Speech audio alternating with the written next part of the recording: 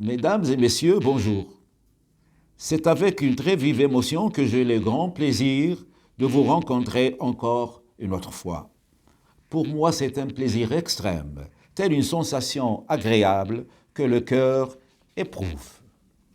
D'abord, je fais un petit rappel à notre intitulé, le sujet qui est intitulé « L'histoire du rail à Oujda ». Et je rappelle aussi que nous allons attaquer la 4e partie. Voilà. Donc, bonsoir El Mernaoui. C'est un monsieur. C'est pas bonsoir, c'est bonsoir. Nous avons dit, c'est un grand chanteur et poète s'installe à Oujda. Pourquoi? Pour quelque chose. Il a eu un impact assez important sur les jeunes chanteurs assoiffés de rail. Ce fut une déferlante qui s'abattit sur la ville d'Oujda, au bonheur des jeunes chanteurs que j'ai cités, quelques chanteurs prétendants qui faisaient foule autour de ce monsieur, de ce détenteur, réputé maîtriser le rail dans tous ses états. Paroles, mélodies, enregistrements étaient garants contre une certaine somme d'argent à la portée. Bien sûr, il cherchait l'abda. Oui, il a bien fait d'aider ces jeunes, mais en contrepartie, l'argent. Voilà. Très vite, le rail s'est répandu à Oujda comme une traînée de poudre. Les futurs ténors se sont mis au boulot, chacun de son côté, dans une imperméable discrétion, en l'occurrence Kamel Loujdi et son frère Feu Mimoun Loujdi. Malgré le bien familial, deux frères, chacun a forgé un style nouveau, propre à lui. Dans les chansons, rail, un rail purement oujdi, paroles et mélodies. Après ces deux ténors, surgit un jeune Rachid Briah, de connivence avec Khouider, le frère cadet de l'Hajj Mohamed Jilali, et le jeune guitariste Oumes. La première chanson de Rachid Briah a connu un succès foudroyant partout à Oujda, en Algérie et même en France. Il s'agit bien de la chanson, c'est Ayamina Slama. Voilà, Ayamina Slama. Et par déontologie, je dois citer le jeune Mimoun Bsami, bien que son répertoire ne soit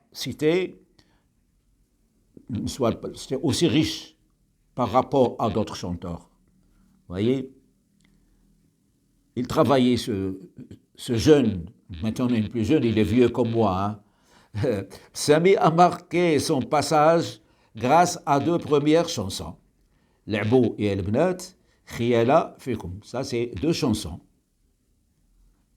pour Bsami. Le premier, ou bien la première chanson, fait partie du patrimoine oujdi. 80% des femmes oujdi, ils chantaient cette chanson. Hein? Pas avec mais avec le bendir, ainsi de suite. La deuxième chanson lui a été composée par Abdelhaq El-Mir. Il est connu, ce monsieur-là. De même, Oujda a connu un chantre nommé Samir Joui.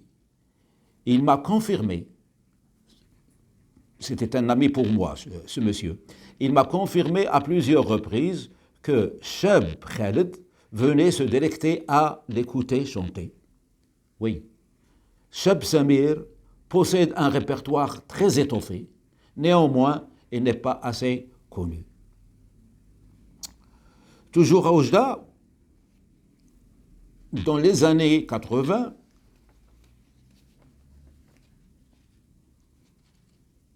il n'a pas ménagé le fameux groupe Oujdi, ça, des frères Bouchnak. J'ai dit, dans les années 80, la vague du rail n'a pas ménagé le fameux groupe Oujdi, les Bouchnak. Les frères Bouchnak, c'est ça les frères Bouchnak ont fait une volte-face pour adopter le rail. ils ont approuvé l'idée à tel point qu'ils ont consenti à rebaptiser le groupe et donc ils ont changé le nom. Les frères Bouchnaq, puis là, le groupe Les Chevaliers du Rail. Et ils l'ont fait, mais par la suite, ils ont rechangé leur nom, si on veut. En effet, sans quitter leur sentier et leur style musical, les frères Bouchnaq ont excellé dans le chant rail au niveau des paroles comme au niveau de la composition musicale. Et le rail Bouchnaqi, c'est-à-dire ils appartiennent au Bouchnaq. Et le rail Bouchnaqi a émergé dans un cadre vraiment moderne, de par l'utilisation de leurs instruments de prédilection, guitare solo, guitare basse, puis synthétiseur et batterie. Ainsi, les frères Bouchnaq ont présenté un rail oujda, ou bien oujdi, un rail spécifique, un rail oujdi, refait un goût de jour à travers le Maroc, l'Algérie, l'Europe et les États-Unis. Donc, une autre image et une autre dimension venaient s'ajouter au rail et une autre dimension venait s'ajouter au rail oujdi, mais aussi au rail d'une façon générale. Et la ville d'Oujda fut nommée capitale du rail marocain. Voilà. Et ce n'est qu'en 1986 que le rail s'est révélé à travers tout le Maroc et devient manifeste grâce au festival de Saidia, mais aussi grâce à Radio Oujda et surtout grâce à la télévision marocaine qui a organisé une soirée où le rail était à l'honneur.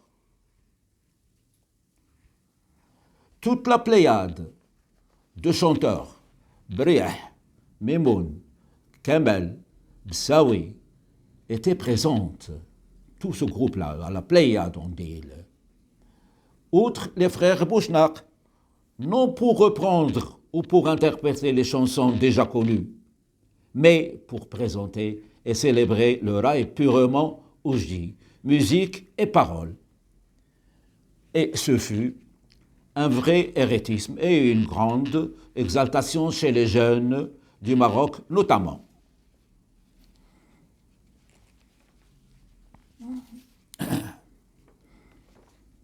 Bien. 10.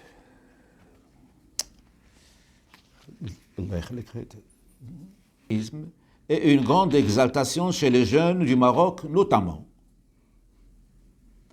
Il convient encore une fois de citer pour l'histoire le nom d'un chanteur très populaire, conteur et ménestrel, à la Halqa, très connu sous le nom de ce monsieur, Allah yarhamou, c'est l'Khdar Louchesh. C'est comme ça qu'on l'appelle ici à Oujda, je ne sais pas pourquoi. Il a enthousiasmé les spectateurs après son passage à la télévision marocaine vers 1984 pour une chanson intitulée Mashtou ma tsamht ma'ah. Je répète, Mashtou ma tsamht ma'ah. Une chanson qui renaît de ses cendres, tel le fabuleux phénix. Voilà. Maintenant, on passe à autre chose. Rendons hommage à Al-Hajj al-Khlifi, qui a eu l'idée originale de demander à Al-Khidr al-Hlayqi de tisser des paroles à l'image et à la mesure du fameux refrain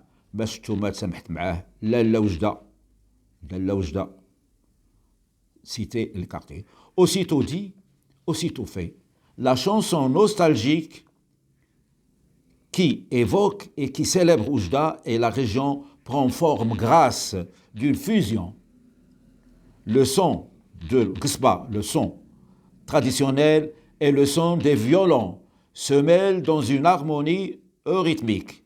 Là, il y a un petit mélange les flûtes, puis l'orchestre, disons, moderne. Voilà.